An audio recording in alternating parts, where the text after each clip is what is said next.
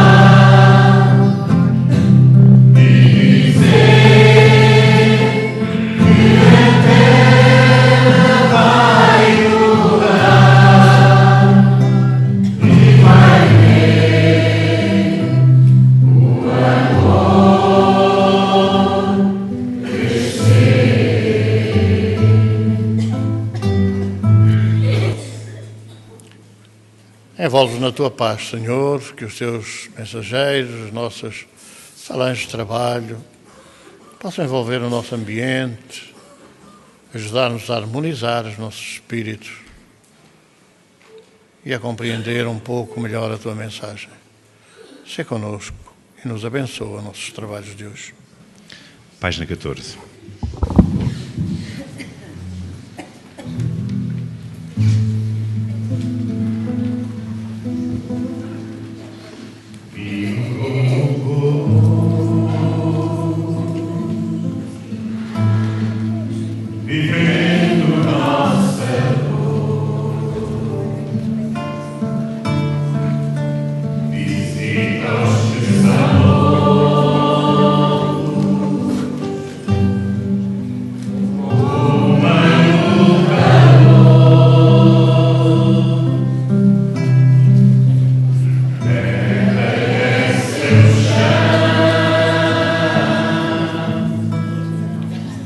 Yes,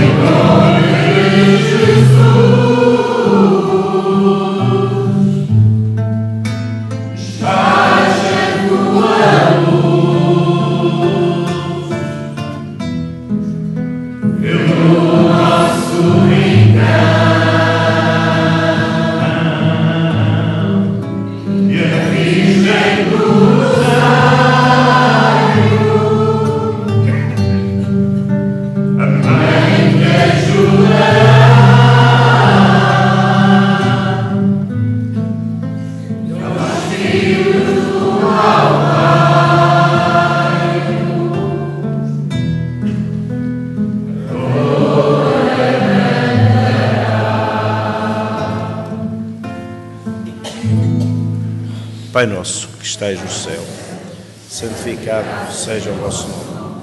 Venha a nós o vosso reino. Seja feita a vossa vontade, assim na terra como no céu. Pão nosso, cada dia nos dai hoje. Perdoai-nos as nossas ofensas, assim como nós perdoamos a quem nos tem ofendido. E não nos deixeis cair em tentação, mas livrai-nos do mal. Ave Maria, cheia de graça, o Senhor é convosco. Bendita sois vós entre as mulheres, bendito é o fruto do vosso ventre, Jesus. Santa Maria, Mãe de Jesus, rogai por nós, pecadores, agora e na hora da nossa morte. Amados, amemo-nos uns aos outros, porque a caridade é de Deus. João, versículos 4 e 7. No estudo da caridade, não olvides a esmola maior que o dinheiro não consegue realizar. Ele é o próprio coração a derramar-se, irradiando o amor por sol envolvente da vida. No lar, ela surge no sacrifício silencioso da mulher, que sabe exercer o perdão sem alarde para com as faltas do companheiro.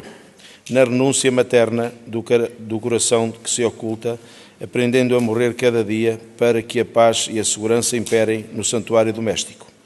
No homem reto que desculpa as defecções da esposa enganada sem cobrar-lhe tributos de aflição. Nos filhos laboriosos e afáveis que procuram retribuir em ternura incessante para com os pais sofredores as dívidas do berço que todo o ouro da terra não conseguiria jamais resgatar. No ambiente profissional, é o esquecimento espontâneo das ofensas entre os que dirigem e os que obedecem, tanto quanto o concurso desinteressado e fraterno dos companheiros que sabem sorrir nas horas graves, ofertando cooperação e bondade para que o estímulo ao bem seja o clima de quantos lhes comungam a experiência. No campo social, é a existência da pergunta maliciosa, a abstenção dos pensamentos indignos, o respeito sincero e constante, a frase amiga e generosa e o gesto de compreensão que se exprime sem paga. Na via pública é a gentileza que ninguém pede, a simplicidade que não magoa, a saudação de simpatia, ainda mesmo inarticulada, e a colaboração imprevista do que necessitado espera de nós, muitas vezes sem coragem de endereçar-nos qualquer apelo. Acima de tudo, lembra-te da esmola maior de todas, da esmola santa que pacifica o ambiente, que o Senhor nos situa, que nos honra e os familiares e enriquece de bênçãos o ânimo dos amigos, a esmola do nosso dever cumprido, porquanto, no dia em que todos nos consagrarmos ao fiel desempenho das próprias obrigações, o anjo da caridade não precisará de desfalecer de angústia nos cárceres das provações terrenas, de vez que a fraternidade estará reinando conosco na exaltação perfeita da alegria. É um texto da Ceifa de Luz de Francisco Xavier, pelo Espírito Emmanuel.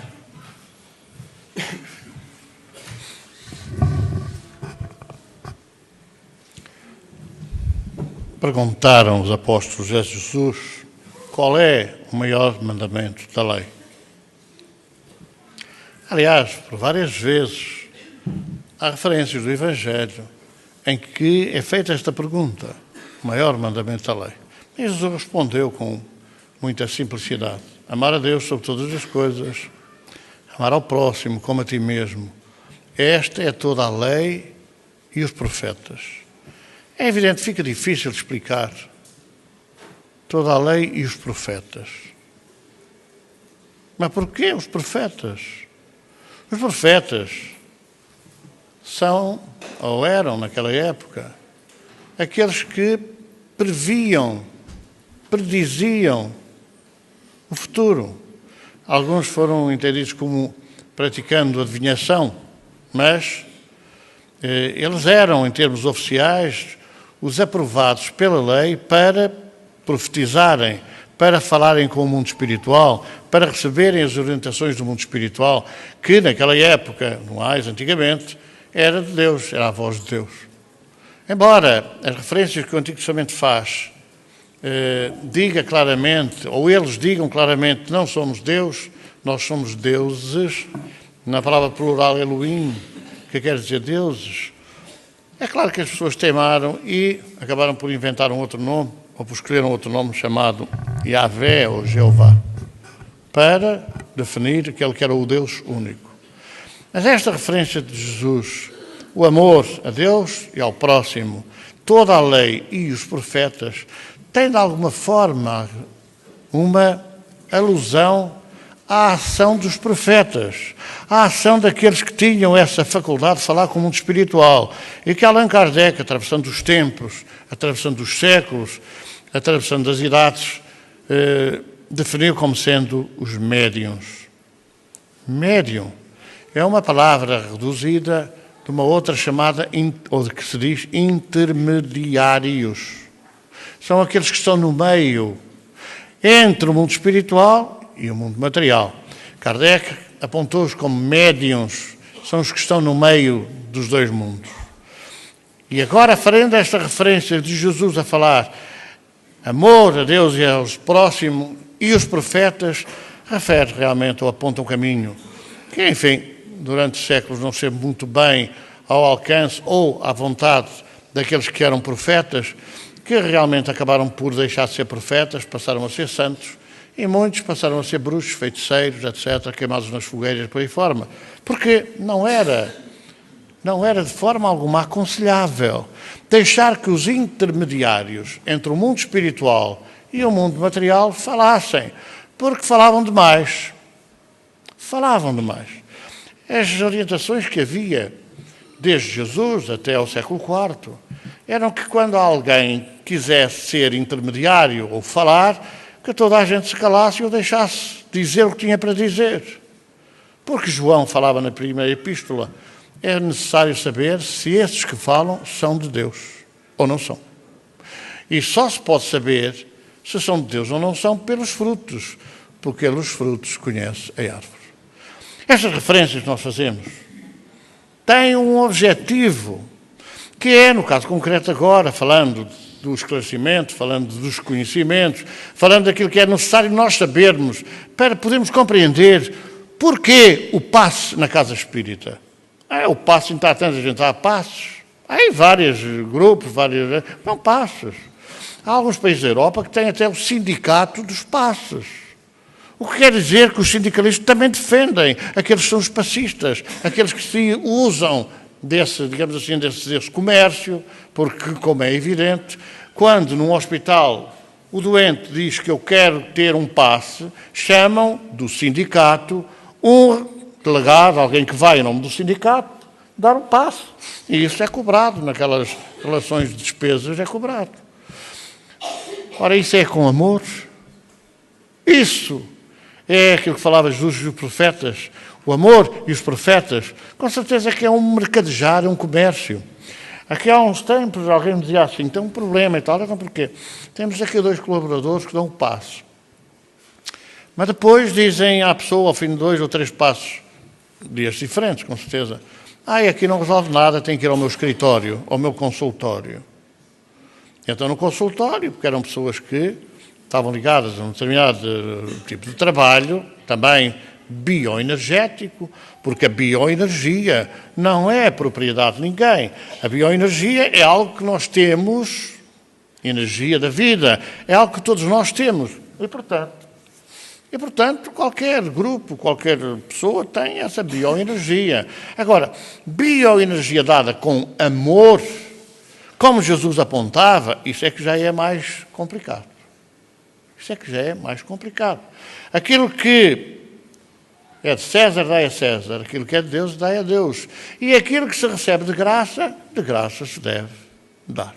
O que quer dizer que essa energia capaz de curar,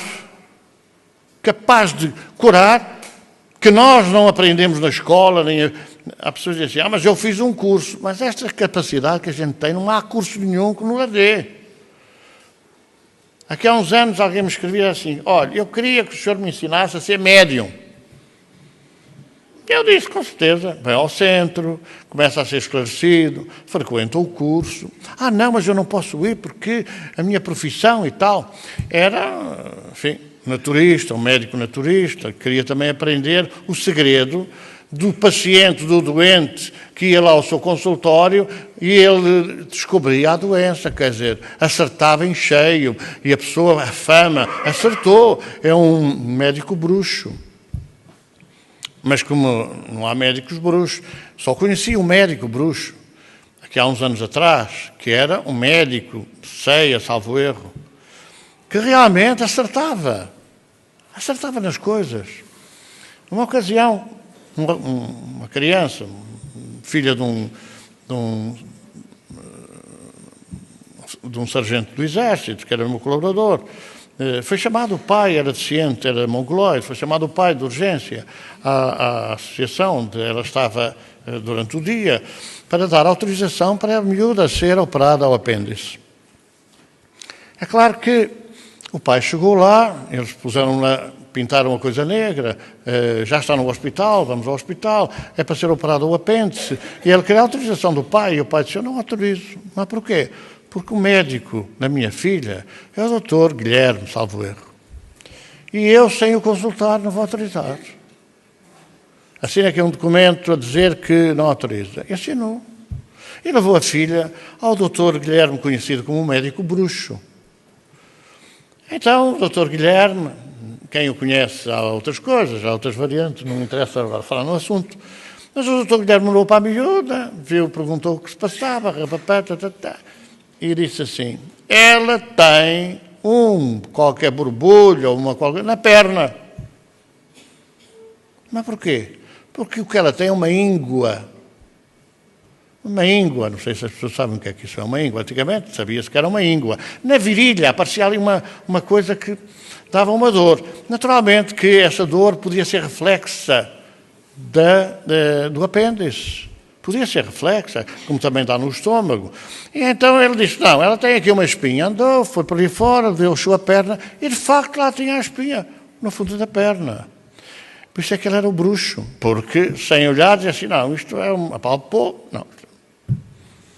Como noutra ocasião, e agora já diretamente comigo, na minha presença, também queriam operar uma moça, já estava na Marquesa, só faltava o chefe da equipa dar o seu agremã para ser operada ao apêndice.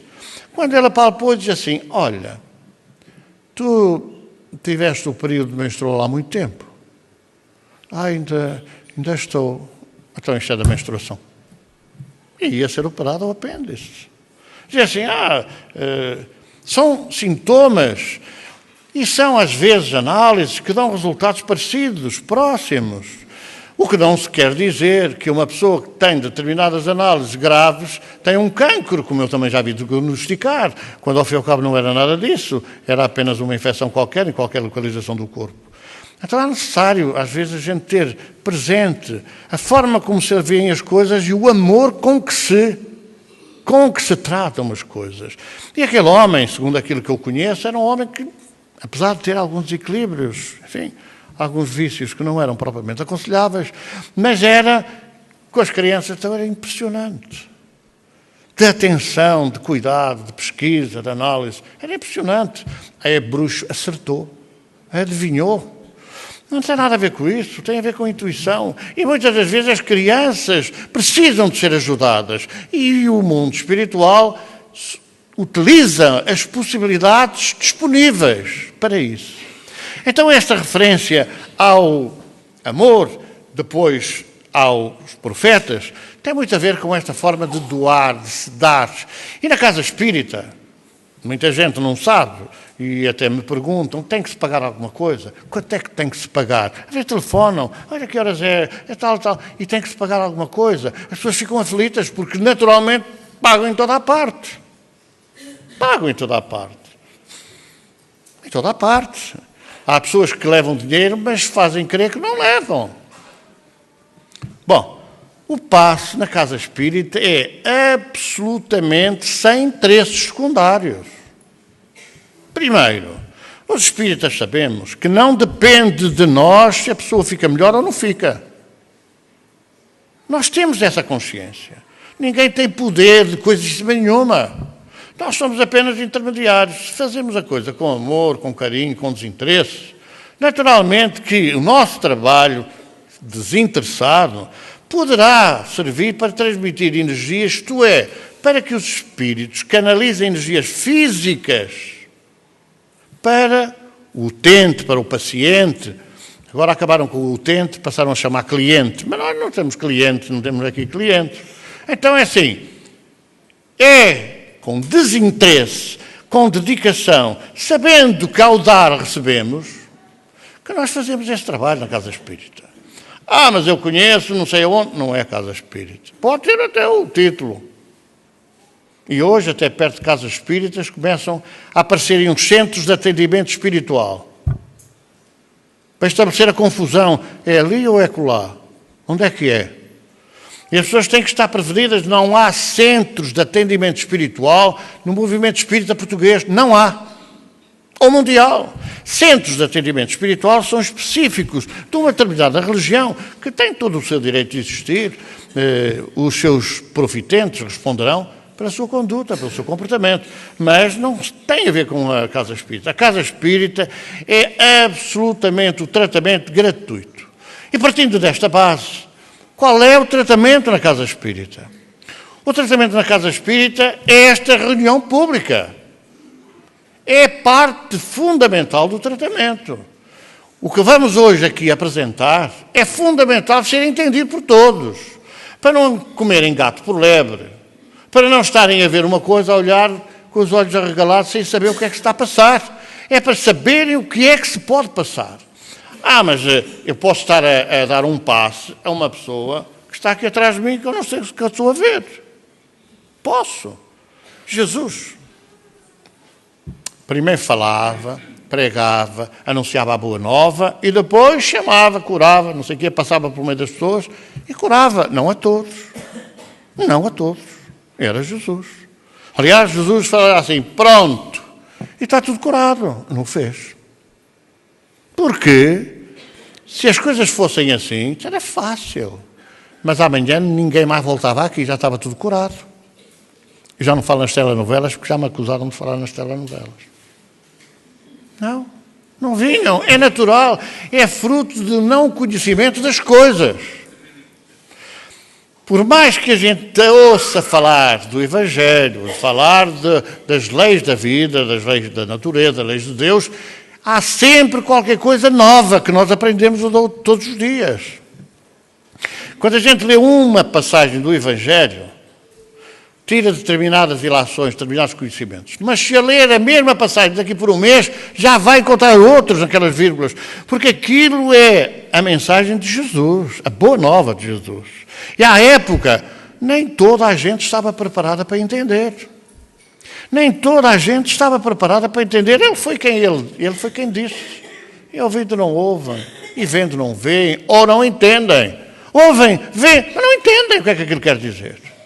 Ele não podia falar abertamente e claramente nas coisas, porque se mesmo assim já o acusavam disto e daquilo, então se falasse abertamente nas coisas, então é que era o cabo dos trabalhos. Então é que ele nem sequer tinha começado a falar. Então é necessário perceber as épocas para entender qual é a mensagem que está subjacente a isso. Jesus impunha a mão, mas a mulher é morruiça, porque fala o Evangelho. Não quis incomodar a Jesus. Não quis. Porque ele havia estropiados, cegos, paralíticos, coxos, leprosos. Todo aquele cortejo de sofredores, quem é que ia atrás de Jesus? Ou eram os sofredores do corpo ou os sofredores da alma. Porque havia muitos sofredores da alma. Quantas mulheres seguiam Jesus? Porquê? Porque eram sofredores da alma. Não havia ternura, não havia carinho, não havia sensibilidade, não havia atenção, não havia respeito, não havia nada. As mulheres eram objetos como foram ainda durante séculos. Foram objetos dos homens. Pois, estão algumas pessoas a dizer, os homens. Mas hoje são mulheres e há 500 anos eram o quê? Porque é assim a realidade. Como fizeres, acharás. E ponto final. E há tanta gente assim que a gente vê aí tanta gente com o sexo trocado, ou não é verdade? Mas não é verdade, agora estão mais às claras, não é? Durante muito tempo andaram todas às escondidas, mas agora está tudo às claras. São pessoas, são viciadas, como em tudo. Há os viciados homo e há os viciados hetero. Falamos de sexualidade, como é evidente. E, portanto, o indício da inclinação de um corpo com uma polaridade para outra polaridade é indício de reencarnações trocadas, isto é, a pessoa que vem como mulher pode ter sido homem e manifesta na mulher aquela ar autoritário. Outras vezes é a mulher que vem como homem e manifesta o vício como mulher com outros homens. É uma, digamos assim, uma deficiência, é uma doença do espírito. Porque, seja a tua palavra sim, sim, não, não, é um ensinamento para isso. Eu sou homem, posso viver a sexualidade como homem. Eu sou mulher, posso viver a sexualidade como mulher. E posso me realizar na sexualidade como homem ou como mulher. Não preciso andar a correr atrás das coisas que eu tenho marcadas no meu subconsciente de outras vidas, de outras experiências. Então, hoje as mulheres não podem queixar-se dos homens assim, porque podem ter sido homens que fizeram o mesmo. Se estão a passar por isto, fizeram. É aquilo que Jesus apontou como um caminho. Mas é homens, se estão a passar como homens, é porque fizeram. Estão a receber de volta o que fizeram. E ninguém colhe tempestades se não tiver semeado ventos. Isso é escusado. Posto isto, o tratamento na casa espírita começa por ser esclarecimento. Com certeza, quer dizer, as pessoas chegam, deve ser bem recebida, mas também é verdade que ninguém é perfeito, e às vezes a gente julga que ser bem recebido é de uma maneira, e outro julga que ser bem recebido é de outra maneira, cada um tem a sua maneira de achar que deve ser recebido, só que quem recebe às vezes não tem essa polaridade, ou essa variedade de, para este vai atender assim, para aquele vai atender assado, para o outro vai atender cozido, porque quando as pessoas vão ao hospital, seja quem for, pode ser paralítico, coxo, pode ter uma perna, duas pernas, não ter perna nenhuma, e quem está ali a fazer a triagem é sempre aquelas perguntas frias, tal, não sei o quê, tal. E é igual. E até há pessoas que têm um determinado problema de origem espiritual, chamemos-lhe agora psicológica, que são atendidas por um médico, depois vem outra da mesma maneira, que é atendida da mesma maneira, depois vem outra e todas são diferentes. As depressões não são iguais em todas as pessoas depressivas, são todas diferentes. Portanto, quer dizer, começa por ser essa recepção, esse atendimento e tal. Mas é verdade que as pessoas às vezes também vêm meio espaçaradas, senão não vinham. Senão não vinham, já é um desespero de causa. E, portanto, já vem ter espaçaradas e, às vezes, quando a coisa não lhe agrada, o outro é que tem a culpa. Às vezes não sabe como é que se dirige à pessoa. A pessoa responde... Não há muito tempo. Cheguei aqui de manhã, como chego sempre, muito cedo. Estava ali um carro e uma pessoa à minha espera. Quando é que isto abre? Já que estou aqui à espera há muito tempo.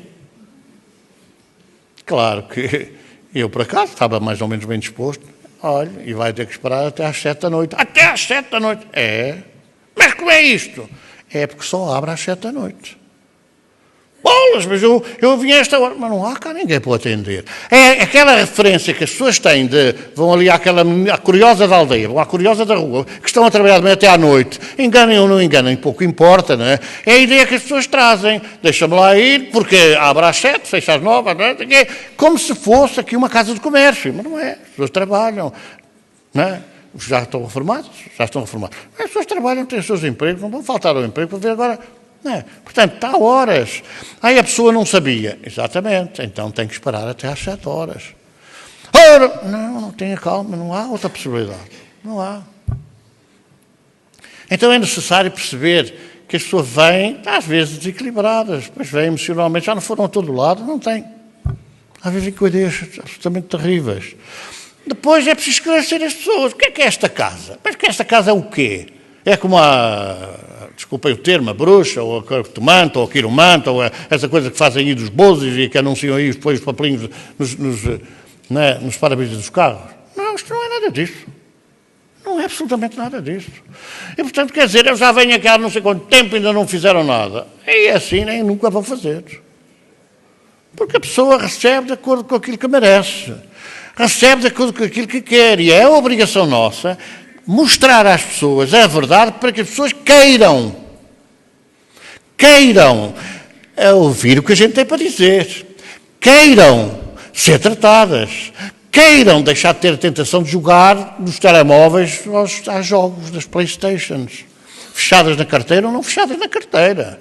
É obrigatório para nós falar, esclarecer, explicar. E é isso que nós vamos explicar a propósito do passe. Portanto, esta reunião pública é uma reunião de esclarecimento do Evangelho, porque é o Evangelho que presida toda a história da vida na Terra.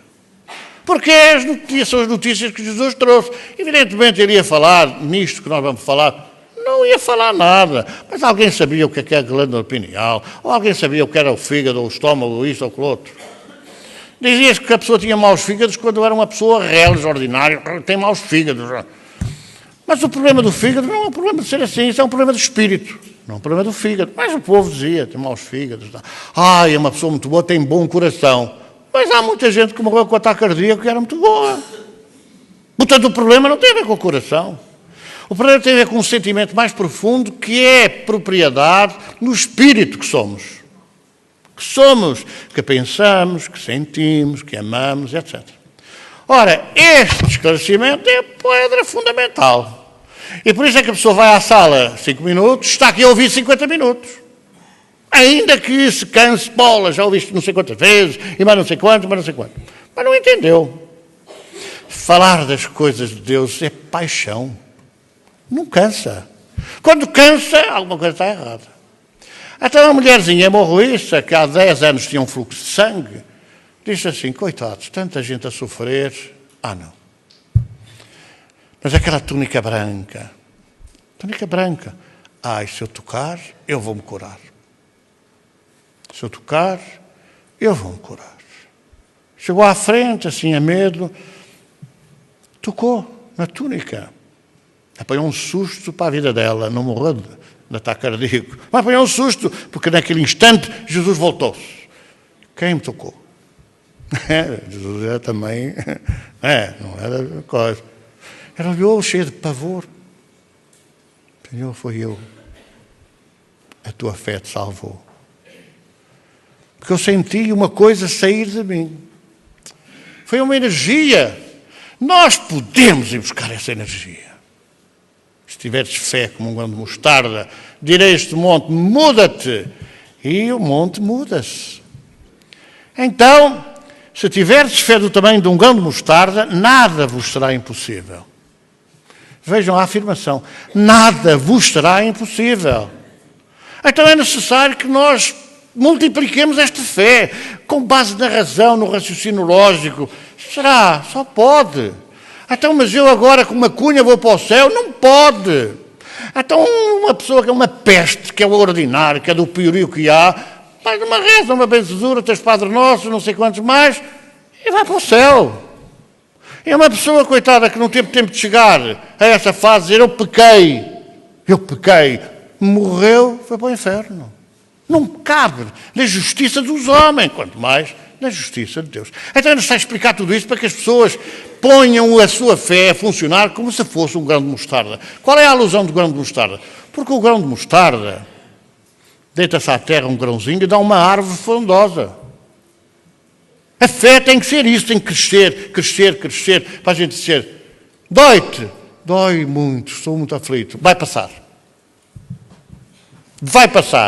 Vamos pensar em Jesus. Levanta o teu pensamento ao alto. Vais passar. As sinergias que a gente tem no organismo vão contribuir. Magnetismo, amor. É o amor. Quando a gente dá uma coisa com amor, dizem os cientistas. E então quando a pessoa está a orar com fé, cá no meio da moleirinha, abaixo da moleirinha, não é? Acende-se uma luz. A gente está a orar com aquela luz, Senhor, mas aquele meu irmão está desgraçado, está triste, está a sofrer, está com dor, está não sei o quê. Vejam a luz, aquele meu irmão. E a luz já foi. O pensamento pensou no irmão, no primo, no amigo, em qualquer pessoa que está desgraçadamente a sofrer. Então dizem os cientistas de física quântica, que fala da quantidade de energia, para falar assim uma coisa muito por alto, a quantidade de energia que o nosso cérebro pode emitir. Essa luz de de facto é multiplicada pelo alto, essa luz, aquele meu irmão. E já foi para aquele meu irmão. Às vezes há pessoas que telefonam e dizem assim, faça lá uma prece, ande lá. Mas porquê? É uma pessoa assim, uma pessoa assada, mas não sei o quê e tal coisa. Eu às vezes digo, então com certeza vamos fazer uma prece. A prece já foi feita. A prece já foi feita. Porque a pessoa teve a preocupação de ligar a alguém. Não sei se sentido de cunha. Este é mais ouvido do que eu. De alguma forma é uma manifestação que é de humildade. A mim não me ouvem. Mas ouvem assim. Ouvem. Ouvem. Com certeza que ouvem. E peço, já está. Já é aquela vontade que a pessoa alivia a dor, que a pessoa melhore, que a pessoa fique bem. E essa vontade do própria pessoa já foi uma prece. Então Deus não é assim, eu só vou atender se falares a fulano. Eu só fala com fulano, que fulano. Então isto é tudo ao contrário. É como pensar que Jesus, segunda pessoa da Santíssima Trindade, foi criado pela terceira pessoa. Jesus foi criado, não é? Pelo poder do Espírito Santo. O Espírito Santo é a terceira pessoa da Santíssima Trindade, foi criar a segunda. Há qualquer coisa aqui que está errada. Mas alguém já pensou alguma vez nisso? E que é que se interessa? Interessa na medida em que nós, ampliando esta racionalidade das coisas, nós dizemos, só pode ser assim. De facto, só pode ser assim. A cada um segundo as suas obras, só pode ser a justiça assim. Porque aquele que merece X, recebe X. O que merece Y, recebe Y. E o que não merece nada, não recebe nada. Mas vai estar condenado ao fogo do inferno. Não, mas há de voltar tantas vezes quantas necessárias para acordar. Essa é muito importante e é fundamental. E nós não pensamos isso porquê? Porque não nos esclarecem convenientemente as coisas. E daí, tratamento espiritual na casa espírita. Agora vou fazer assim, na nossa casa espírita. Devia ser e deverá ser em todas. Mas não é essa a questão agora que estamos a analisar. É na nossa casa espírita, este tratamento espiritual, que agora vamos falar no passo. Este esclarecimento é assim. Se numa casa espírita fala um quarto de hora, 20 minutos, porque o autocarro está quase a chegar e porque vai acabar, não temos nada a ver com isso. Na nossa casa espírita, esta fase do tratamento é, grosso modo, 1 hora. 1 hora. 1 hora não acha que é demais, a gente também possa estar cansada. Não acho nada, amanhã é sábado, fica tudo na cama. Não há problema nenhum. Os que vão às compras, com certeza, vão aproveitar. Mas, quanto mais soubermos, mais fácil é atingir a solução que a gente pretende, que é aliviar as dores, que é conhecer o caminho, que é mudar a nossa vida. É preciso conhecer a verdade. E Jesus falou, porque é a verdade que nos vai libertar. Então, é necessário ver, conhecer a verdade ou a luz no caminho. Se a gente conhecer a verdade, muda. Só pode mudar. Só pode transformar a nossa vida. Não pode ser de outra maneira. Nós só temos que, nós mesmos, pôr luz na nossa caminhada. Claro está, temos que retirar os obstáculos da caminhada, porque fomos nós que colocamos lá os obstáculos. Portanto, tem que ser um trabalho nosso. Um trabalho nosso. Não pode ser um trabalho dos outros. Eu vou pedir a fulano. Eu vou pedir a cicrano. Eu vou lá que eles tiram os espíritos. Não adianta. Se nós não formos capazes de travar a ação daqueles a quem a gente prejudicou, só pode. Eles são os malandros. Não, nós é que somos os malandros da fita. Nós é que fizemos miséria com eles. Agora, claro, são perfeitos. Claro que não são perfeitos. Perdoaram-nos ou não sei o quê. Claro que não perdoaram. A gente perdoa. Pensem bem. A gente perdoa. Então é necessário perceber que a luz fundamental no tratamento espiritual vem do alto. Só a luz consegue dissipar as trevas. O escuro, a sombra, é a ausência de luz. Onde não há luz, há sombra.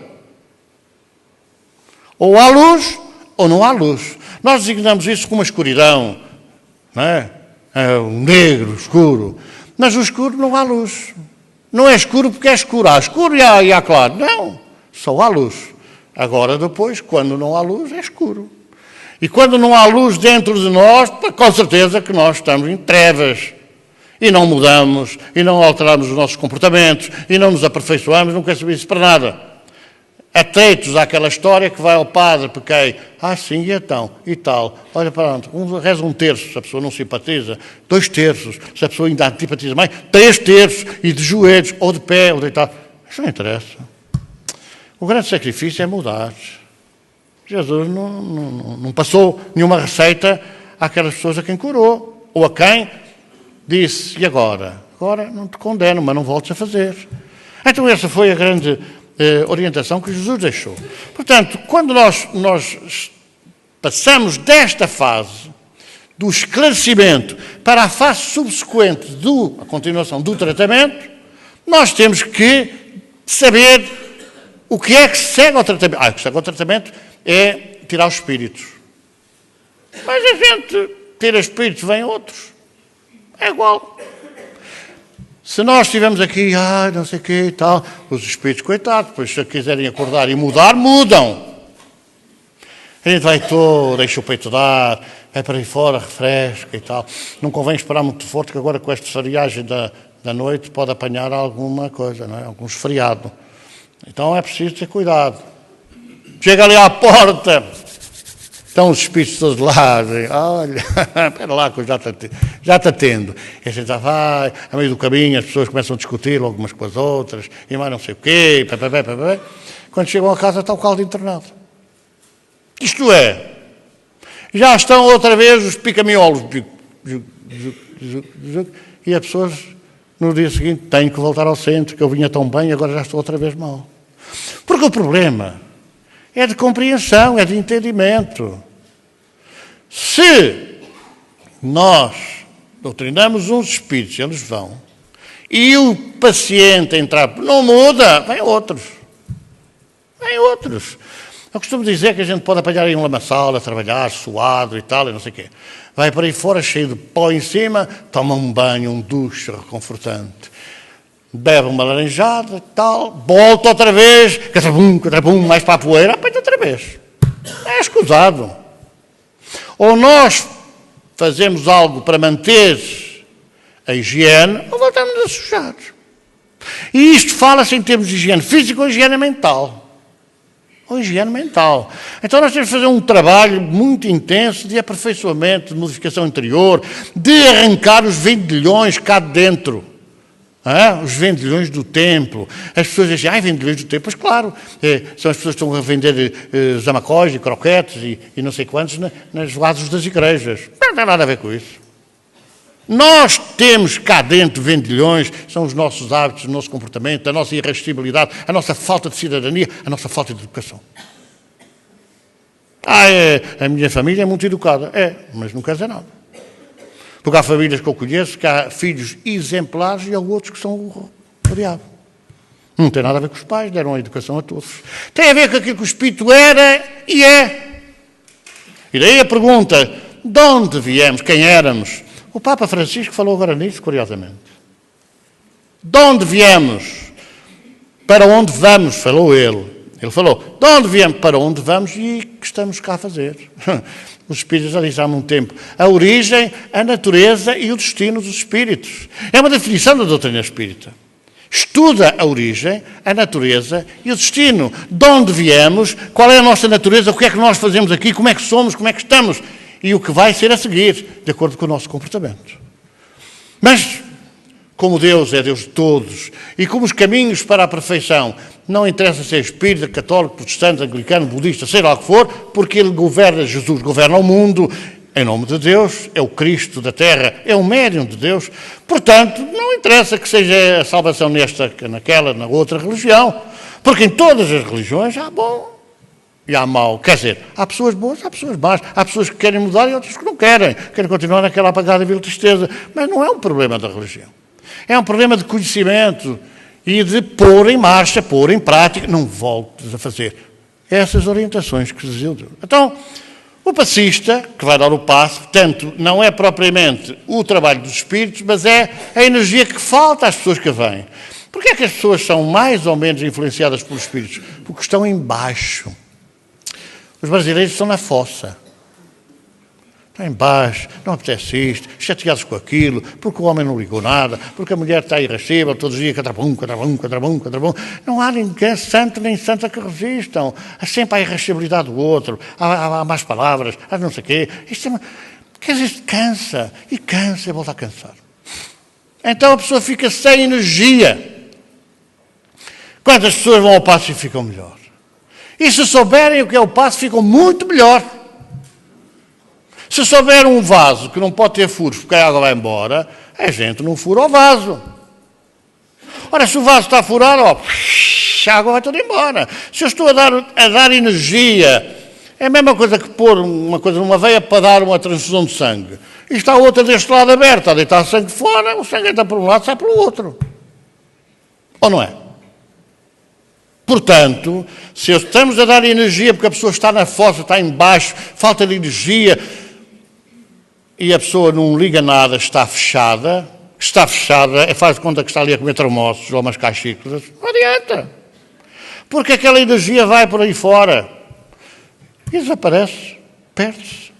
Há uma pessoa que está a dar o passo perder, não, a pessoa que está a dar o passo está a dar com amor e vai receber. É dando que se recebe. E quem está a receber, nem vai lá, nem faz caso. Vejam a mulher e morreu isso, não. Eu vou buscar. E reteve na sua fé, reteve essa energia, curou-se. Parou o fluxo de sangue, como diz o Evangelho. Mas isto pode acontecer, sei lá, com toda a gente, em que a fé seja essa de vencer as montanhas.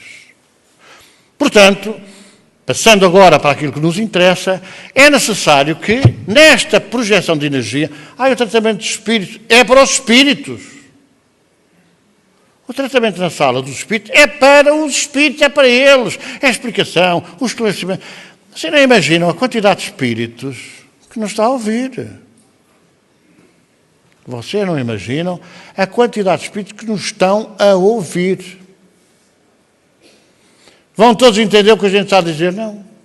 Como também não tenho presunção a pensar que muitos dos que estão aqui presentes não vão entender. Eles não vão entender muitos, mas alguns entendem.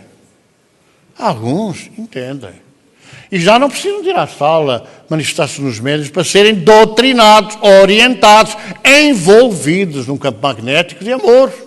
Já não precisam, porque acordam. Estamos a passar o 13 de outubro, quase. Mas no 13 de maio assistimos pessoalmente à descrição de um mentor, de um guia, sobre o que se passava naquela época, naquele 13 de maio, na Cova da Iria, chamada o Santuário. Seria a cova exatamente? Talvez não fosse. Mas o Espírito revelava que, na hora da procissão do adeus, que toda a gente chora. É uma emoção que ninguém sabe definir porquê. Na rádio, através da televisão, muita gente chora. Porquê? É evidente que nem sequer a maior parte está virada para entender isso.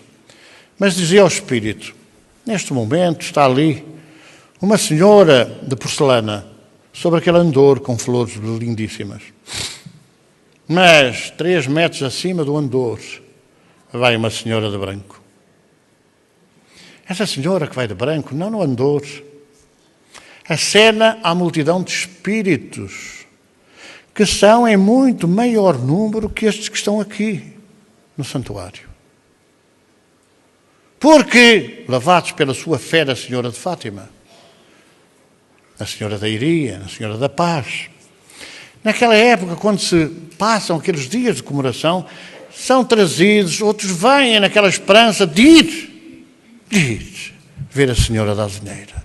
Então vêm, naquela boa fé, é como se viessem a pé, viessem de autocarro, viessem não sei o quê, vêm. E naquele ambiente vibratório, acordam, são despertados, são esclarecidos. E quando chega aquele momento do adeus, que é realmente um momento de uma profunda sensibilidade. E eu volto a lembrar que aquilo que aconteceu na Cova da Iria foi anunciado pelos espíritas antes de 2 meses de acontecerem. Nos jornais, não é assim, olha, agora está a dar-lhe uma mensagem qualquer, puxar a brasa à sardinha, não, é nos jornais, relembrar a quem ainda não sabia. E, portanto, foram fenómenos espíritas da mediunidade com Maria, com o Espírito de Luz, com a Senhora da Azinheira, com uma senhora lindíssima, mais brilhante que o sol. Como as crianças esclareceram. As crianças não disseram que era a mãe de Deus, nem a mãe de não sei o quê. Não disseram nada disso. É uma senhora mais brilhante que o sol. Nem lhes passou pela cabeça de crianças que era a mãe de Jesus. Mas é evidente, podia ser a mãe de Jesus. Mas claro que podia ser. Mas claro que podia ser. Maria, mãe de Jesus, podia ser. Eu acredito hoje que possa ser. É uma enviada de Jesus. Não é mãe de Jesus, Deus. Jesus é homem. É mãe de Jesus, homem. Então a senhora, diz o Espírito, vai acenando. À medida que vai acenando, a projeção, veja só, a projeção de energia que ela atira para aqueles espíritos em sofrimento, abre-os os entendimentos. E nessa é a altura, e espíritos esclarecidos do bem agrupam aqueles que estão perto de si, juntam-nos, falam-nos, projetam a sua energia, fazem grupos que na última hora do adeus sobem a planos onde vão ser ajudados, onde vão ser envolvidos, onde vão ser esclarecidos. Daí que todo esse banho de energia que faz com que os da terra, acenando a uma senhora de porcelana, benzida ou não, isso não importa, sejam envolvidos por essa vibração, por essas vibrações que pairam no ar, ajudando os espíritos desencarnados. E as pessoas sem saberem com o lenço na mão. Há muitos lenços brancos aí nos clubes, nos campos de futebol, e não vi ninguém a chorar. Não é? É a vibração que se cria no ambiente, a vibração espiritual. Ora, essa energia é o espelho da energia que deve ter o passe magnético. Passe é uma passagem de magnetismo. Sendo que há magnetismo físico e há magnetismo espiritual. Ora, aqueles que recebem e que dão têm que saber toda esta estrutura. Não é agora, passa ali. Mas porquê é que é assim? Porquê é que é assim? Porque todo o nosso organismo é constituído por um sistema nervoso central, e o sistema periférico, essa coisa toda, e os parasimpáticos, que não vale a pena estarmos agora a esmiuçar isto. É só dizer que aquilo que está ali espelhado, que percorre todo o organismo, não é? Conduz sensações e vibrações. É por aqui que a dor no dedo grande do pé chega à cabeça e a gente diz ácido úrico. No joanete. O joanete não sabe nada. O joanete dói. Agora, quando a dor se propaga e o espírito que somos diz, que é no joanete, ácido úrico.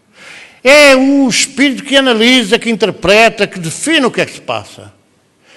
Ou seja, a gente leva um murro nas costas, que leva ao espírito, foi um murro, não foi uma paulada, não foi uma machadada, foi um murro.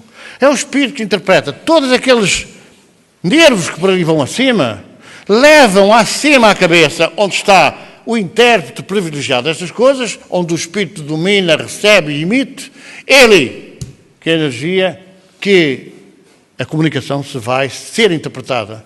É ali que vai ser interpretada. Mas se a pessoa estiver ao nosso lado, é assim, e zomba, e que chateia a gente, é ali que as vibrações dos pensamentos vão bater, porque ali está a recepção dos pensamentos dos outros e ali está a emissão dos pensamentos para os outros. Para os outros. Mas como a lei diz, não matar ou causar outro dano no corpo ou na alma, a si ou ao próximo, está visto que há um sistema de comunicação nosso, dentro de nós, que nos leva até ali ao intérprete, que domina ali na moleirinha, não é bem assim, é mais abaixo da moleirinha, que é uma glândula que há 20 anos, 30 anos não se dava grande importância e que hoje é só a glândula que comanda todo o sistema glandular, todo o sistema imunológico do nosso organismo. Jesus punha a mão ali e varria todo esse sistema com energia. Mas era Jesus. E nós estamos muito distantes de Jesus e, portanto, não é propriamente a nossa capacidade de fazer isto e ter a humildade de dizer não, eu sou apenas um instrumento. Com certeza que dou-me de boa vontade, com amor. Então há estas ligações no cérebro e que fala ali concretamente ali ao meio, hipotálamo. Estão a ver ali onde está o hipotálamo? Está ali uma setazinha que vai ali para o meio, que aponta essa glândula que eu estava a falar, glândula pineal, também chamada epífise, é ali, esta glândula, que ligada a uma outra que está mais abaixo, esta, que definem ou que comandam ou que orientam todo o nosso organismo. A parte sexual, a parte motora, a parte visual, a parte auditiva, tudo ali, naquele hipotálamo, que tem aquelas duas glândulas, uma mais à frente, mais próximo da vista, e outra mais atrás, no centro mesmo do comando do cérebro, do computador. Porque isto é um computador privilegiado, o cérebro. Então são aquelas duas glândulas que vão, de facto, ser primordiais. E por isso Jesus curava. Mas curava porquê? Porque aquela glândula pituitária, ou também chamada hipófise, tem grande influência, está diretamente na projeção dos olhos. Na projeção dos olhos. Mas mais atrás está o polícia vigilante, não é? Psst. Olha que é a glândula pineal. A glândula pineal. Dizia ao povo com alguma propriedade: ó menino, e ao borracho, põe-lhe Deus a mão por baixo. Mas o borracho não se acredita muito, porque há muitos que têm ficado nas beiras da estrada. Mas é ali, porque é ali a proteção. Diziam os médicos até há pouco tempo que aquela glândula pineal era para as crianças, coitadinhas, até aos 11 anos, não pensarem coisas erradas da sexualidade. Dizia-se que aquela glândula era o comando da sexualidade. Vai daí, chega à adolescência, começa a barba a crescer, não é? Com coisas de galinha ou sem coisas de galinha, começa a crescer a barba e aí os espertos começam a olhar para a sombra e tal. Então a glândula, coitadita, fica desprezada e adormece. É exatamente quando ela começa a ter a sua ação mais profunda, mais direta sobre a nossa vida. É na adolescência. Passando depois, a adolescência vai até aos 18 anos. A juventude vai até aos 28, 29, em termos, digamos assim, mais ou menos científicos, não tem um rigor absoluto. Mas essa adolescência é quando começa o quê? Quando começa realmente a despertar, a vir ao de cima o nosso caráter, a nossa personalidade, aquilo que nós éramos de outras vidas e que não mudamos assim. Se a educação nos conduzir numa determinada orientação, pode ser até que haja ali algumas condicionantes. Mas como esta coisa da educação, as famílias não se importam com os filhos, entregam aos infantários, às escolas, mais não sei o quê e tal, depois não tem tempo aos filhos, está aquilo que a gente está a ver hoje. De alguma forma, não é? Felizmente não é geral. Então é para perceber porque é que, no passo magnético, esta zona cerebral é a primeira a ser visitada, bafejada, envolvida no passo magnético. Tirar esta energia negativa, a negatividade que está neste campo vibratório, para que se possa projetar a seguir a energia positiva. Então é preciso saber isto. Se há uma glândula que está na direção dos olhos e há outra que está na direção da moleirinha, então fica mais claro ver como é que o passista deve colocar uma mão à frente na testa, visitando a glândula pituitária ou a hipófise, e outra na moleirinha, projetando sobre a glândula pineal. E as duas projeções de cima e de lateral juntam-se numa só e potenciam energia, onde falam os espíritos. No hipotálamo. Onde falam os espíritos e onde falamos nós. Quando nos hipnotizam mais ou menos, lentamente, etc., eles já falam por nós. E por isso é que a gente vê pessoas que mudaram radicalmente. Não são elas, e discutem, e berram, e matam. Porque estão hipnotizadas, dominadas pelo hipnotizador, que é um desencarnado. Naquilo que em espiritismo nós chamamos a obsessão. A obsessão, em bom português, quer dizer uma ideia fixa. É ali que eles dizem, é assim. Não presta, não vais conseguir. É melhor matar-te, é melhor dar cabo da vida, tu não vais conseguir. E agora, eu via uma notícia ontem ou hoje, em Portugal, em 2011, 2 suicidas por dia. É só fazer as contas, que deve ser um ano normal, não é um ano bissexto, vezes 365 dias, façam as contas. Então isto é necessário perceber, para até as pessoas que recebem o passe verem como é que o passista vai pondo as mãos por aí fora. É o sistema glandular. Vejam, 1, a glândula pineal. O 2, a glândula pituitária, também chamada hipófise. Depois o 3, a tiroide. A quantidade de problemas que há de tiroide. Obesidade. Ou o contrário, que é magreza. A pessoa pensa que comeu uma bicha solitária. Come. O funcionamento, o hipertiroidismo ou o hipotiroidismo, como há a hipertensão e a hipotensão, tem a ver com as consequências que surgem daí. Pode acontecer com uma absorção profunda dos alimentos. Eu não como quase nada, mas tudo é absorvido. Tudo é absorvido. Às vezes, mesmo quando já não têm, vão absorver das fezes que ainda não foram expedidas ou expelidas. Que, naturalmente, vão buscar energia que está, de alguma forma, envenenada. Pela decomposição que começa a haver nos intestinos.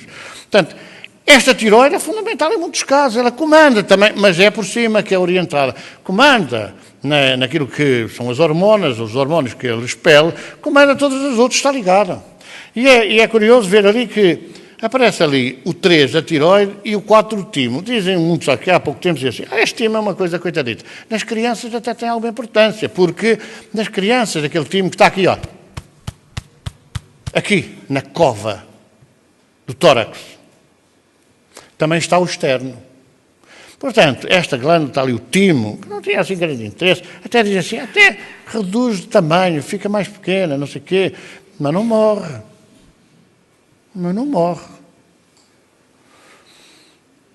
Está ali exatamente aqui, em cima do osso que mais glóbulos vermelhos, glóbulos brancos, plaquetas fabrica.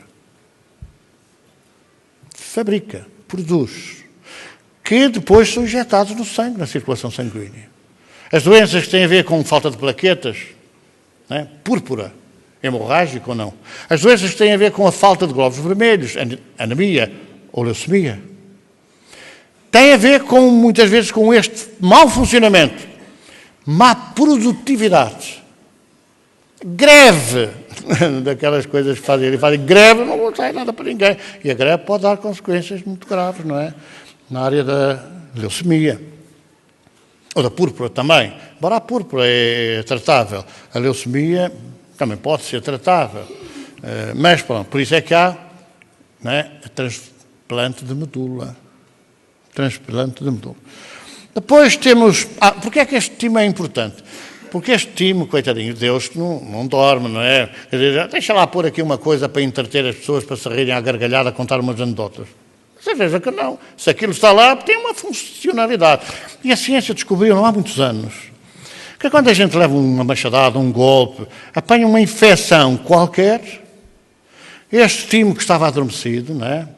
Ronronava, acorda e fabrica umas células, parecem aquelas células dos glutões, não é? Aquela do líquido de lavar, do detergente, os glutões, que havia aqui há uns anos, havia os glutões. Então esta coisa fabrica umas células, um palavrão esquisito, mas tem a ver com a linfa, com o sistema linfático, que são os linfónodos. E essas células entram na circulação sanguínea e atacam os micróbios e os vírus, onde há as infecções. São anti-inflamatórios naturais. Só que esta conversa pode estar a funcionar mal. E se é necessário injetar, inocular no organismo produtos artificiais para poderem combater as infecções. Mas este timo fabrica isso. Como a tal pineal fabrica uma substância para a gente dormir. Sintetiza. Para a gente dormir de noite, com a falta de luz. Depois temos ali embaixo os rins, as suprarrenais. São umas cápsulazinhas, estão assim. Vejam o funcionamento dos rins, a filtragem do sangue.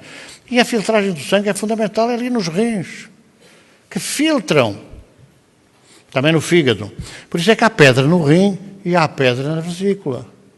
Porque os cristais de ácido úrico vão sendo retidos pelos filtros e surge a pedra no rim.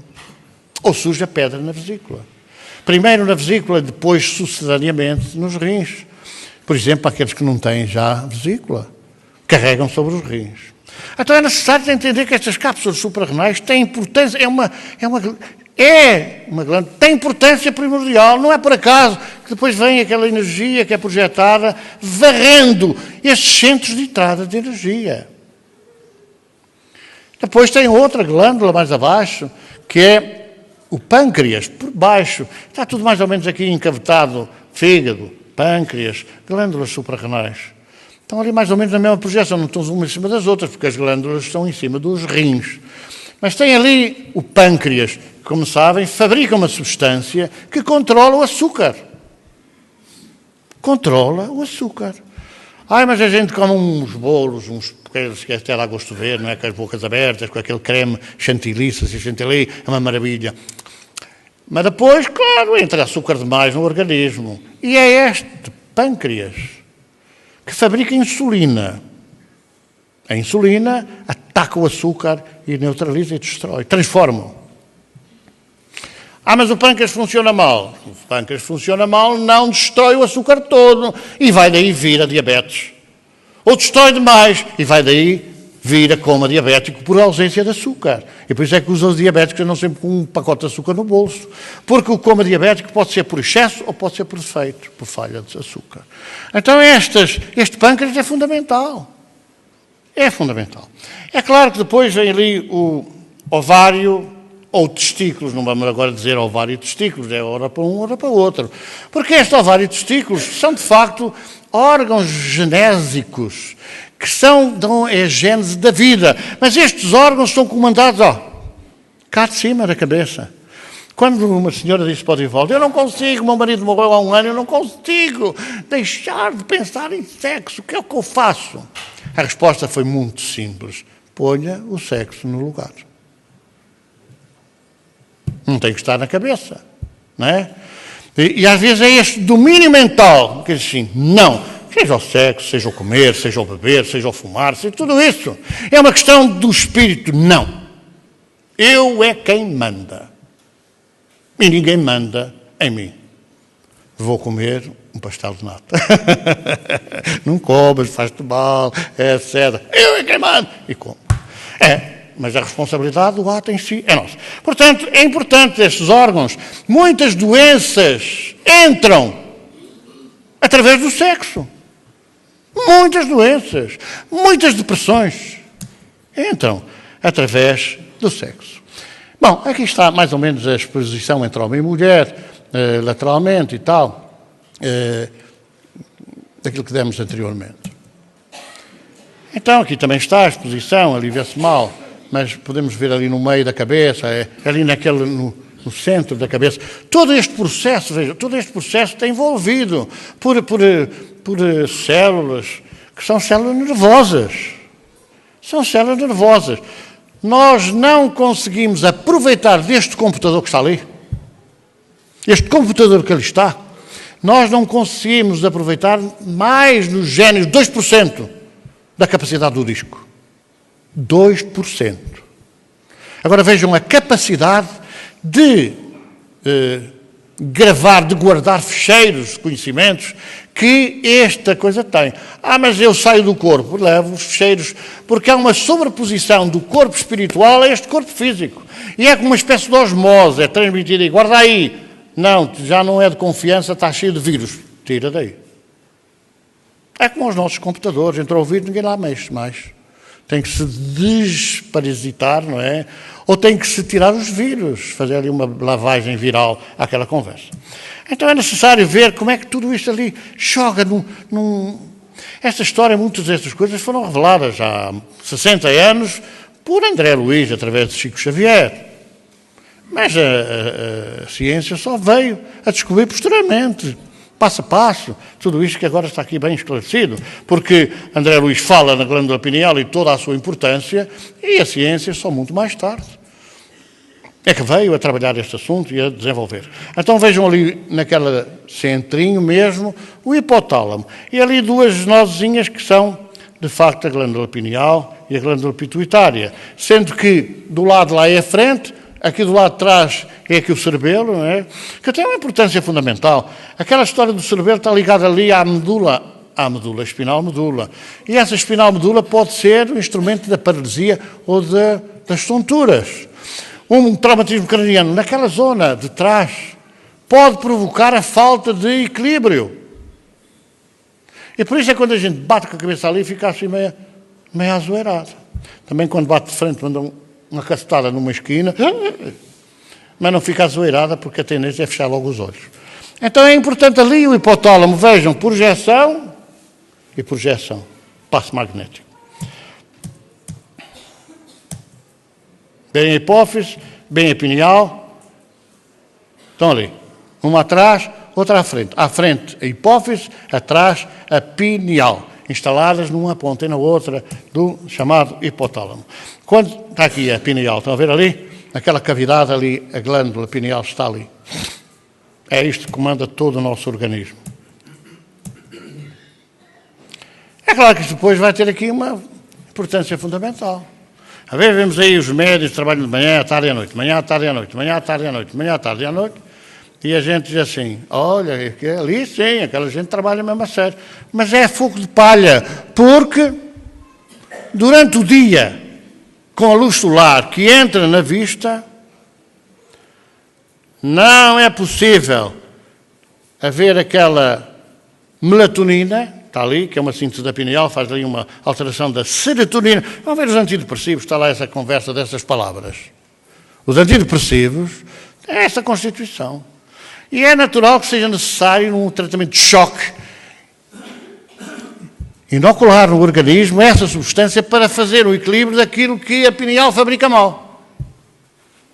Se a gente andar cansado, martelado, a glândula pineal não fabrica a serotonina, que por sua vez, com a ausência de luz, se transforma na melatonina. E esta melatonina, que não tem nada a ver com melão, é melatonina, é responsável por quê? Pelo sono.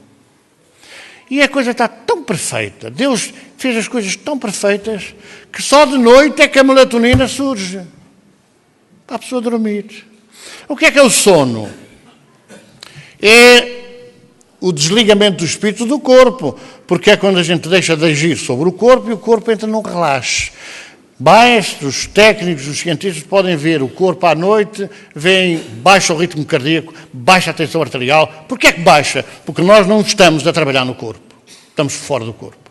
Então só saindo do corpo é que o corpo descansa. Porque se a gente não sair do corpo, continua a trabalhar da mesma forma, a gastar o mesmo oxigênio, a respiração é mais lenta. Mas isto está provado em computador. Eu posso atestar isso porquê? Porque eu uso uma máscara para dormir. E a máscara para dormir, quando a gente entra no sono, tem, por exemplo, quando está acordado, tem a pressão de 9. E quando entra no sono, passa a 5. Baixa a pressão, porque não é necessário tanto ar aos pulmões para respirar. Porque passa a ser uma respiração mais lenta. Naturalmente que o coração bate mais devagar, baixa a taquicardia. Naturalmente que a tensão do sangue nas paredes das artérias, por aí, passa a ser menor. A tensão do sangue é que provoca, às vezes, rupturas. Acidentes vasculares cerebrais ou acidentes cardiovasculares. É a tensão, é a pressão que pode provocar rupturas. Ora, é isto que a gente tem que entender. De noite, o espírito com esta substância, olhos fechados, sai do corpo. É a hora da mediunidade. É a hora das pessoas conscientes da mediunidade desligarem-se e cederem espaço a que os espíritos comuniquem. Não é às 9 da manhã, às 8 da manhã, às 7h30 da tarde, ao meio-dia, a comer um estromoço, vai a correr, tal, faz um atendimento. Não é nada disso. É à noite. E porquê é que isto é assim estruturado em termos de mediunidade? Porque de dia é preciso trabalhar para o corpo viver. À noite é preciso descansar. E então a gente pode ajudar espiritualmente aqueles que necessitam. Então é muito importante perceber isto. Vejam que estas são as célulazinhas que andam aqui por aos milhões, aos trilhões da cabeça, que vão pela espinal medula e que saem aqui para todos os órgãos. Os nervos. Saem para todos os órgãos. Há anos, assim, eu fui a tal sítio, tenho uma, como é que é? Erguer a espinhela. Tem a espinhela caída. As mulherzinhas têm essa coisa. Erguem a espinhela. Então a espinhela é o quê? Muita gente não sabe. A espinhela é o estômago. O ventrinho é o baço. que é outro órgão fundamental, porque faz a filtragem do sangue. As células que morrem no sangue ficam no baço, que lança nas fezes. Ou fica no fígado, que lança nas fezes. Por isso as fezes têm coloração castanha, que é o sangue apodrecido, vá lá. Portanto, o baço caído é o ventrinho caído. E as senhoras fazem umas massagens, põem ali uma fralda à volta para segurar o baço. Mas pode ser o fígado caído. Acontece frequentemente nas crianças. Dão um pulo, dão um salto, está tudo ainda muito verde, está tudo ainda não está a coisa bem ali sedimentada, e então dão um salto e pumba, e cai, e provoca diarreias, e provoca isto, e não sei quantos mais. Muitas coisas que sucedem. Então a espinhela, eu vou confessar, onde é que está a espinhela? Eu pensava que era a coluna. A espinhela é o estômago. E eles fazem lá umas rezas, não sei o quê, digo eu, nunca fui erguer a espinhela.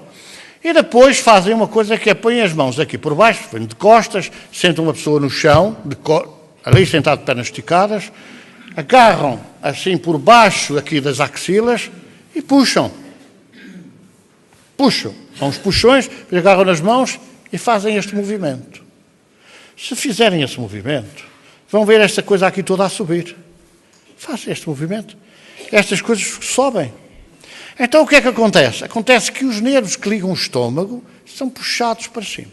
São erguidos. E o estômago, depois diz assim, não mexe nas portas, não mexe no quê, não mexe ali, não mexe lá. Porque isto pode acontecer com um mau jeito qualquer simples, na cama. Na cama. Então durante um certo tempo tem que haver descanso para que não volte a cair. Portanto, é necessário a gente perceber o funcionamento destes neurónios, destas células que vêm até cá abaixo. Quando eu digo assim, levanta a perna, a ordem vai por aí afora e os nervos da perna, eu estico, puxo, mas eu acho a ordem. E por isso é que às vezes, em pessoas que têm problemas cerebrais, Alzheimer, etc., o que é que a pessoa faz? Eu vou dar um murro e dar um pontapé. Porque os circuitos neuroniais cá de cima já estão... Quer dizer, eu dou ordem à parte que tem a ver com a parte motora da mão e, afinal, quem responde é a parte motora da perna. Já não consegue o espírito dominar, orientar, coordenar as ordens do seu cérebro para todo o corpo. São células, vejam como eles dizem, mortas. Agora que estão a ver, porque parece que nos ratos experimentaram, e há um produto que faz parar a morte dos neurónios. E parando a morte dos neurónios, para o avanço da doença do Alzheimer ou da doença de Parkinson. É esta questão que a gente tem que perceber muito bem. Para nós podermos, daqui a pouco, quando for dado o passo, colaborarmos. E se eu tocar, eu vou ficar curado. Nós vemos aqui uma situação normal. Estes neurónios trocam energia, que é energia magnética, energia elétrica e química. Elétrica, magnética e química. Quando eu dou uma ordem, vou levantar a perna, estas correntes eletromagnéticas ou químicas vão para aí abaixo. Eu vou neutralizar a dor. Eu vou neutralizar a dor. Os cientistas dizem, quando a gente diz eu vou acalmar, a ordem aí vai. E diz o vizinho, então como é que está? Nem por isso. A ordem para. Porque eu dei a ordem e disse, esperem lá, que não é nada disso. Não é nada disso, eu afinal estou mal. A ordem é, eu vou controlar a dor. Então como é que estás? Estou a controlar a dor. Não, tal. A gente gosta de ser um coitado. Então vejam a quantidade daquelas bolinhas roxas e brancas. As bolinhas roxas são serotonina. Perdão, aquilo não é roxo, são azuis. Do lado esquerdo são azuis. E do lado direito são roxas. As azuis são serotonina, hormonas. As do lado direito são noradrenalina. A gente diz, adrenalina, a pessoa... O organismo fabrica isso. Em normalidade, a nossa adrenalina é normal. Quando a gente está acima da normalidade, bate, parte, faz tudo, acontece, porque aquela adrenalina é demais. E quando a gente está, que eu já não posso mais, é de menos. Que é o que se vê agora ali daquele lado. Meia dúzia de bolinhas azuis, ali não sei se vocês veem que é azuis, se é roxas, e deste lado, assim uns retângulozinhos, meia dúzia de bolinhas de adrenalina. O que quer dizer que daquele lado é normal, deste lado está em depressão. Mas a depressão, como dizem, a toxicodependência, pode ser para cima, pode ser para baixo. Quando a pessoa está, parece que ninguém a para, está em depressão, para cima. Quando está em depressão, para baixo. Os toxicodependentes, quando tomam lá umas drogas, ficam aí, fazem umas viagens. Outra vez, drogas down, drogas up. Uma linguagem inglesada, não é? Drogas para cima, drogas para baixo. É esta a realidade que a gente tem que ter em atenção. Direcionar depois. Bom, já foi. Direcionar a energia, não é? Já foi, mas a gente vai lá. Os nossos telespectadores vão ter paciência, mas estamos lá quase.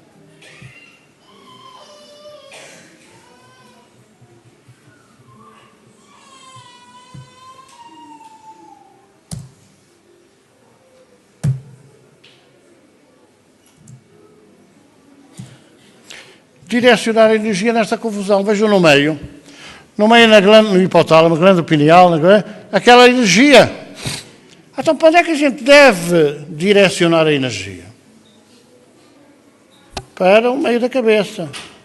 Por isso é que quando forem dar o passo, daqui a pouco, os passistas fazem esse gesto. E depois fazem assim para quê? Para que a energia não esteja ali concentrada, para que disperse. Porque a gente pode ter dor de cabeça por falta de energia ou por energiar mais. Então há uma dispersão. E depois essa dispersão vai ao longo de todas aquelas zonas de entrada que eu mostrei ali, pelo corpo fora. E dispersão também. Dispersão para não ficar concentrada ali, para não taquicardia, para não... E esta problemática, deixem-me dizer, é uma coisa com muita racionalidade. Porque um doente em fase terminal pode receber passe, mas nem toda a gente pode dar passe a um doente em fase terminal. Porque o passe pode acelerar a libertação das ligações do espírito ao corpo. Muitas pessoas que estão em fase terminal estão agarradas à vida, não querem morrer. Não querem morrer. E o passe pode relaxar e a pessoa morre. Isso até é bom. É melhor que a eutanásia. É bom. Mas a família é que não vai gostar da conversa. Porque a família não quer que morra. São os grandes obsessores, alguns que não são. Não quer que morra. Portanto, morreu, foi ele que deu o passe. Era que foi responsável, era que é o responsável. Então é de uma responsabilidade muito grande. E é preciso que a gente tenha a noção de que isto é para perceber e dizer assim, não, eu vou receber. Não, eu estou aberto a receber. E do alto. Mas outro dia uma pessoa que disse assim, olha, eu não quero passe seu, você é muito novo, quero daquela pessoa lá, que é mais velha. Essa coisa não é como o vinho do Porto. Não é como o vinho do Porto. Muita gente tem energia. Tem energia. Aquela miudita que levou um tiro na cabeça lá da coisa, não é? Foi atribuído o prémio Sakharov, não é? Uma criança que meio público para defender as mulheres, direito à educação. Ora, não é às vezes a idade, é o espírito que está encarnado em cada corpo, que às vezes expressa a sua elevação, a sua vibração elevada.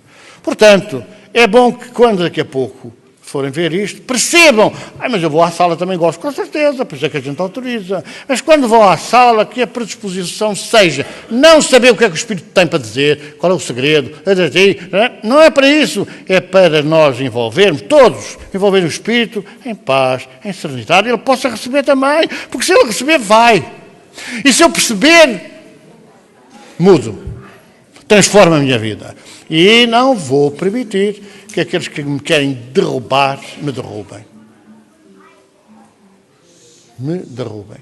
Ouvi, quase na hora da passagem, uma pessoa dizer assim, ninguém entendeu, seguramente, podem me fazer sofrer, mas não me vencem. Foram instantes depois que desencarnou. Porque os espíritos, estavam assim à volta, para dizer assim, é agora. Não apanham. A pessoa, quando desencarna dentro dessa predisposição de mudança, de modificação interior, de aperfeiçoamento, quando passa, é como a gente fazer oração à noite, não é? A gente faz a oração à noite e viaja para a Lua. Porque há um espaço que fica aqui junto à Terra, a crosta, onde os espíritos são assim da maldade, da ignorância, da... É verdade, a gente tem necessidade de fugir. Onde eu penso, estou. Onde eu penso que estou, estou. Eu, espírito, o meu corpo fica ali. Mas não me apanham. E por isso é que há pessoas que começam a orar e não passam daquilo, e enganam-se nas orações, e bocejam, e abrem a boca, porque não passam esta barreira. A gente tem que concentrar o pensamento, tudo é pensamento. E vai subindo em pensamento, quando a gente adormece já não está no corpo. Já está lá. Mas é um treino que a gente faz, não faz nada, a gente quer ir dormir rapidamente e tal, ver aquelas telenovelas, depois vai tudo agitado, os filmes de não sei o que e tal, que é muito engraçado, os filmes de violência, é à meia-noite, 1 hora, etc. A pessoa vê aquela violência, vai serena para a cama. Quer dizer, toda aquela vibração que está ali à volta, está-se mesmo a ver que é calma, que é tranquila, que é de amor, que é de paz, etc. Às vezes há coisas que os não sei quantos de antigamente tinham, que tinham muito bem. À meia-noite, havia uma música assim que era o encerramento das edições da televisão.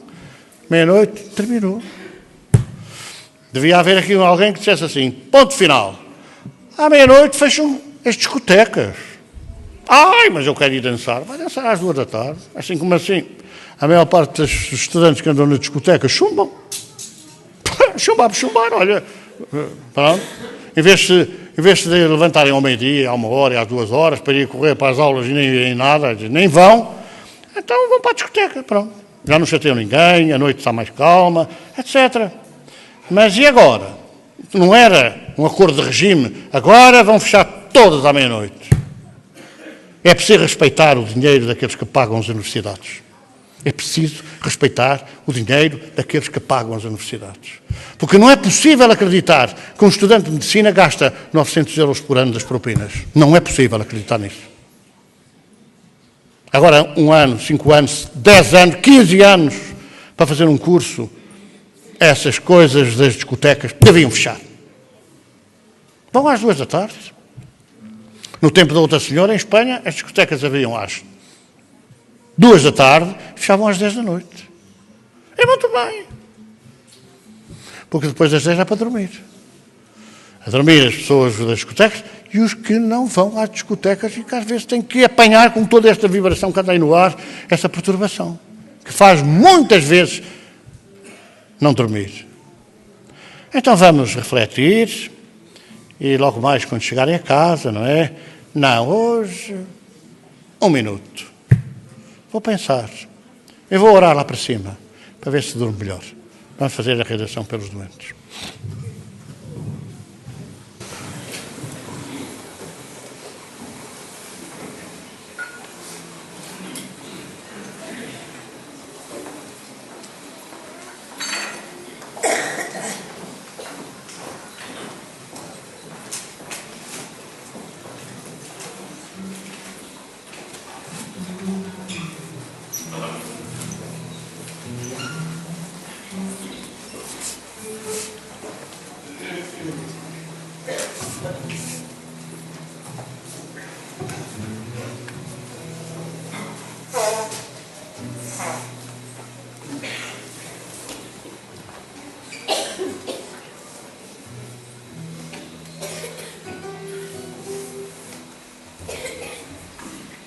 Página 14.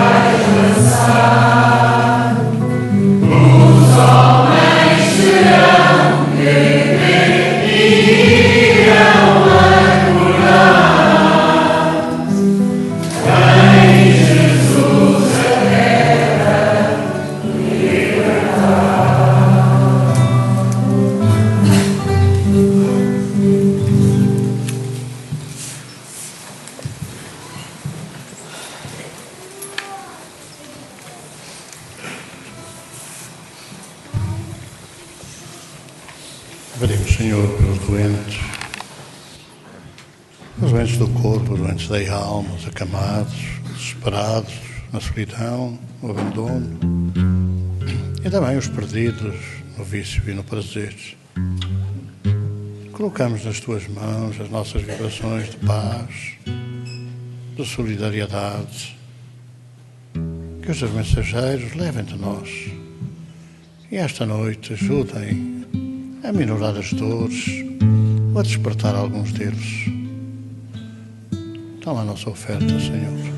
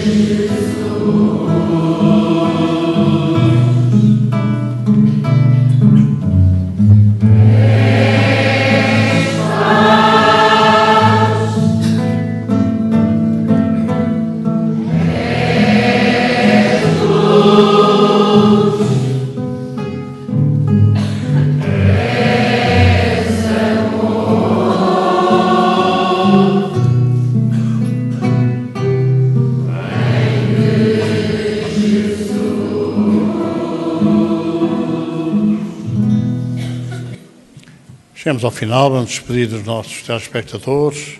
Muita paz, que Deus os abençoe. Não esqueçam, dia 20, teremos Divaldo Franco, Saúde Integral, um seminário das 10 da manhã até às 5 da tarde. Muita paz.